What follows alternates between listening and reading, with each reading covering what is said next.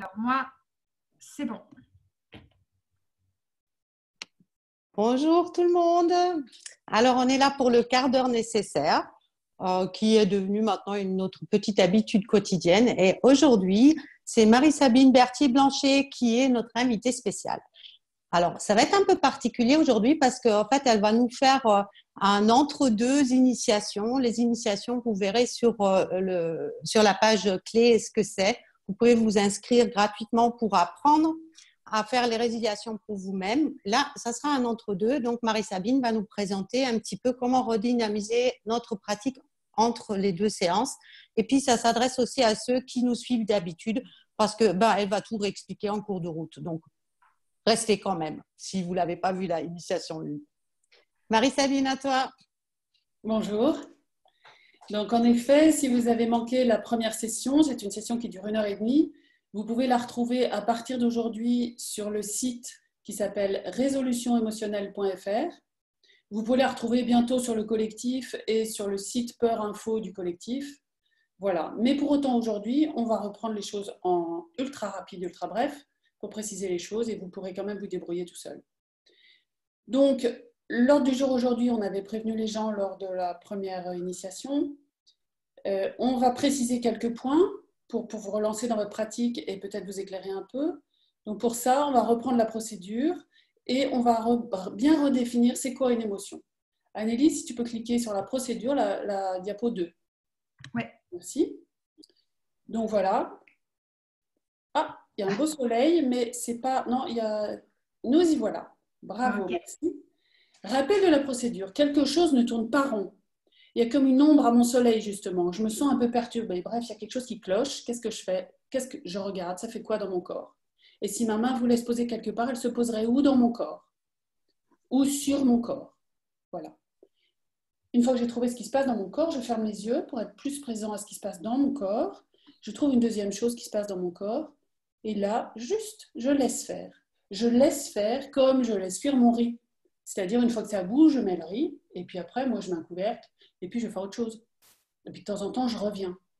Je laisse faire. De temps en temps, je vais voir dans mon corps, tiens, ça en est où? Je laisse faire. Je laisse mon corps faire ce qu'il a à faire. Parce que mon corps, en définitive, c'est lui qui guide ma vie. C'est lui qui fait que je suis vivant. C'est lui qui me guérit. C'est lui qui fait cicatriser, qui fait tomber la croûte. C'est lui qui fait tomber les vieux cheveux. C'est lui qui fait tomber ce dont il n'y a plus besoin après la digestion. Et quand il n'y a plus rien dans mon corps, quand ça va dans mon corps, quand ça s'est apaisé, eh ben, j'ouvre les yeux, bien sûr. Et puis, je repense à ce qui m'avait gêné. Et là, je me dis, tiens, est-ce que ça me gêne encore? Et puis surtout, je regarde, ça fait quoi dans mon corps à nouveau maintenant? Voilà. Et là, la plupart du temps, ça ne fait plus rien. Et à ce moment-là, je note. Je note sur un petit bout de papier, sur un petit cahier, c'était quoi cette situation qui m'a gênée? La situation qui m'a gênée. Je note les sensations que j'ai remarquées, je note comment elles ont évolué, je note éventuellement mes questions, et puis je note aussi, tiens, normalement, cette situation devrait se représenter quand? Le tube de dentifrice mal fermé dans la salle de bain, ça va se représenter quand? Ah ben, peut-être demain matin, peut-être tout à l'heure. Voilà. Et ça me permettra de vérifier dans la vraie vie, est-ce que cette situation qui se reproduit me gêne ou ne me gêne plus? Pourquoi, après... Marie-Sabine, oui? Pourquoi il faut repenser à la situation? Parce que, en fait, si on a fait la procédure, c'est OK. Mais oui, si tu as fait la procédure, c'est OK. Sauf que si tu ne te rappelles plus, ou plutôt, je vais te dire autrement, bien sûr, mais il ne s'agit pas seulement de faire la procédure, parce que ça, n'importe quelle procédure m'aide à me calmer. Ouais. Quand je ne vais pas bien et que je vais hurler dans mon garage, ou que je vais me promener dans la campagne, ou que je fais ma séance de méditation, ma séance de relaxation, ma prière, ce que je veux, je vais mieux. La différence fondamentale de cette procédure, c'est que non seulement je vais aller mieux maintenant, mais je n'aurai plus de gêne dans toutes les situations comparables qui vont se présenter dans ma vie. Et pour savoir si, dans une situation comparable, je suis à nouveau gênée ou pas, il faut que je sache que cette situation comparable se présente. Mais, comme mon corps ne s'embarrasse pas de ce qui est inutile, une fois que j'ai cicatrisé de la petite griffe que m'a fait mon chat, la croûte s'en va, mais après, je n'aurai même plus de cicatrice. Je ne saurai plus que mon chat m'avait griffé à cet endroit-là. De la même manière pour les émotions, une fois que mon corps à résilier le problème, une fois que mon corps s'est débarrassé du problème, j'ai même plus de traces dans ma mémoire que quelque chose avait un problème là. Est-ce que j'ai répondu à la question, Lauriane? Oui, bien sûr. Oui. Oui. Donc voilà, il est très important, déjà sur le moment de repenser, est-ce que ça me gêne toujours? Voilà. Si j'ai fait de la relaxation et que je repense au tube de dentifrice, ça va me réénerver. Moins parce que j'aurai encore l'effet de ma relaxation. Mais surtout, dans 3 jours, dans 1 mois, le tube de dentifrice, il m'énervera pareil. Et je devrais toujours faire encore de la relaxation, de la méditation ou aller hurler dehors. Là, c'est fini. C'est fini. Rayez la carte. J'ai débranché l'alarme. J'ai résilié l'abonnement à l'émotion. D'où l'importance de noter. D'où l'importance de le noter, parce que comme j'ai résilié le truc, il n'y a plus d'abonnement, eh ben, j'ai plus de traces dans mon dossier. Dans mon tiroir où je mets tous mes abonnements, il n'y a plus ça. Donc, il faut absolument que je laisse un petit post-it pour dire « Oui, mais tu as eu autrefois un abonnement à l'énervement au tube de dentifrice. » Je t'ai clarifié les choses, Lauriane? Oui, c'est très clair. Voilà. Et donc, après, j'ai mon petit papier que je ressors de temps en temps. Je l'ai dans mon sac, je ne sais pas où, je me l'écris sur la main en indélébile. Et ah oui, tiens, le tube de dentifrice. Ah ben non, il n'y a plus de tube de dentifrice. Ah ben si. Ah ben tiens, si, il y a le tube de dentifrice. Ah oui, bah, ça ne me gêne pas du tout. Oh ben tiens, je vais le remettre comme il faut, le tube de dentifrice, mais ça ne me gêne plus. Est-ce que vous autres qui êtes là, vous avez d'autres questions par rapport à cette procédure? Ou bien ça va? Alors, on va demander, attends, Églantine, une seconde, on va demander à Annelise de passer à la diapo d'après. Voilà, vas-y, Églantine. Quand est-ce qu'on peut savoir que c'est vraiment apaisé dans son corps? Alors ça, c'est très drôle. Quand tu vas pas bien, comment tu sais que tu vas pas bien? Bon, j'ai envie de pleurer, ça déborde, j'ai envie de crier, c'est tendu dans mon corps. Elle est où si tu as envie de crier? Si tu as envie de pleurer, elle est où? Alors, la plupart du temps, elle est logée toujours dans des zones du corps un peu Voilà. même. Donc quand ça ne va pas, tu le sais parce que ton corps te le signale. Et quand tu vas bien, tu ne le sais pas parce que tu n'y penses pas. Parce que quand ton corps va bien, bah, il va bien. Donc il ne te dit rien. Et d'ailleurs, les médecins, à la fin du 19e siècle, savaient que la santé, c'est le silence des organes. Ils disent ça, les médecins. Enfin, ils disaient ça. Ils le disent sans doute encore. Quand tu vas bien, tu ne sais même plus que tu as un problème. Sauf quand tu es inondé de joie, alors là, ça chauffe de partout et ça va très bien. Mais donc là, il y a un truc qui cloche. Regarde dans mon corps, il y a des choses qui ne vont pas. Donc je le sens dans mon corps. Mais une fois que c'est réglé, il n'y a plus rien dans mon corps. C'est comme ça que je le sais, c'est qu'il n'y a plus rien. Donc ça va. Est-ce que ça va mieux, Églantine? Oui. Merci. Ça dure combien de temps du coup? Merci beaucoup pour cette question. Ça dure, alors ça peut durer 1 seconde et ça peut durer, on va dire, jusqu'à 30 secondes, exceptionnellement jusqu'à 1 minute. Mais n'oublions pas que mon corps, il fait ça à longueur de temps, depuis que je suis née, de gérer des trucs. Quand je suis tombée de vélo, que j'avais 7 ans, hop, il a géré le truc et aujourd'hui, je refais du vélo. Ce matin, j'ai reçu un mail désagréable, hop, il a réglé le truc et maintenant, je peux repenser à ce mail de manière désagréable. C'est que seulement de temps en temps, on ne sait pas pourquoi trop, peut-être parce qu'il y a un bouchon ou je ne sais pas, mais de temps en temps, il y a des trucs qui restent. Le tube de dentifrice, ça reste. Mais il y a plein de trucs, ça va. Ma cuisinière, là, tout devant moi, parce que je suis dans ma cuisine, elle est toute moche, ça me fait ni chaud ni froid. Mais par contre, le tube de dentifrice, il me fait. Et ça me fait ni chaud ni froid pour ma cuisinière parce que ça s'est géré tout seul au fur et à mesure. Donc, quelquefois, ça passe inaperçu.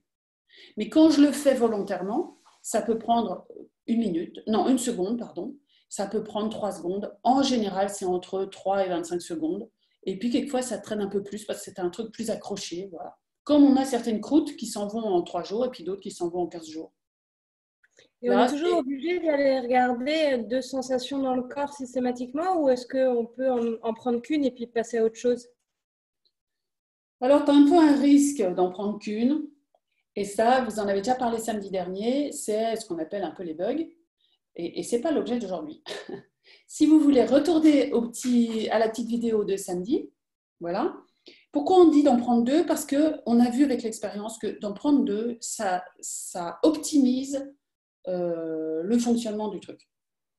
Ça optimise le fait de passer la main à mon corps pour que mon corps fasse le boulot correctement. Pour que mon corps puisse aller mobiliser sa capacité de résilience. Pour qu'il puisse faire les choses bien proprement. Voilà. Si je regarde qu'une sensation, je reprends l'exemple de faire cuire le riz. Mes beaux-parents, quand ils faisaient cuire du riz, ils se mettaient tous les deux le nez au-dessus de la casserole sans couvercle avec leurs lunettes. Donc, au bout de 2 secondes, ils avaient les lunettes pleines de buée, le nez tout rouge. Et ce n'était pas du tout confortable. Et du coup, ils n'arrêtaient pas de mettre leur cuillère dans le riz pour voir si ça cuisait, si ça ne cuisait pas. Bref, ça brûlait, ça chauffait, ça n'allait pas. Voilà. C'est pareil, si on prend qu'une seule sensation, le risque, c'est que ça coince. Voilà. Et voilà. Pardon, oui? Oui, moi j'aurais juste une petite question, parce que je vois le temps qui file. Oui. Est-ce que tu pourrais nous préciser ce qu'est une émotion? Merci Sophie. Entre une émotion et puis un truc qui est là, qui est latent, et on a l'impression qu'il est tout le temps là. Ok, Annelise, tu peux changer de diapo? Merci beaucoup Sophie pour le temps. Alors émotion, qu'est-ce que ça veut dire? Merci Sophie, c'est très très très très important. Une émotion, ça vient de ex movere en latin, ça veut dire remuer, ébranler, agiter. C'est un mouvement qui s'extériorise, une émotion. Voilà. On sait depuis 1998, l'IRM, que, attention, une émotion, ça modifie ma perception de la réalité. Ça modifie ma manière de penser. C'est pour ça que c'est très gênant. Parce qu'effectivement, du coup, j'ai des réactions qui peuvent me paraître irrationnelles et qui sont tout à fait gênantes pour moi, pour ma vie. Voilà.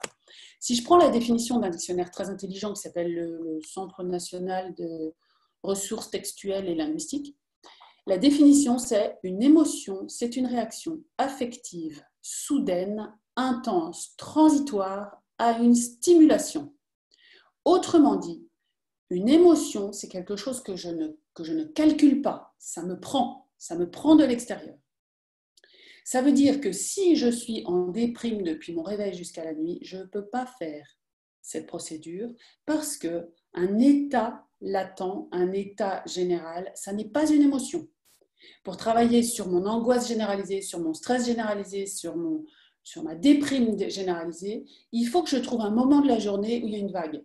Que c'est un peu pire. Ou bien, ça allait mieux, mais ça redevient moins bien. Ça fait une vague. Ça fait une réaction affective soudaine. Cette vague. Voilà. Donc, très important, j'attends un mouvement dans mon système émotionnel, sinon ça ne marche pas. Et dans ce cas, oui. Est-ce que ça marche pour les addictions? Alors, pour les addictions, ce n'est pas le moment. On en reparlera la prochaine fois. Mais pour les addictions, je peux toujours essayer à un moment où ça me prend. Et si ça marche, tant mieux.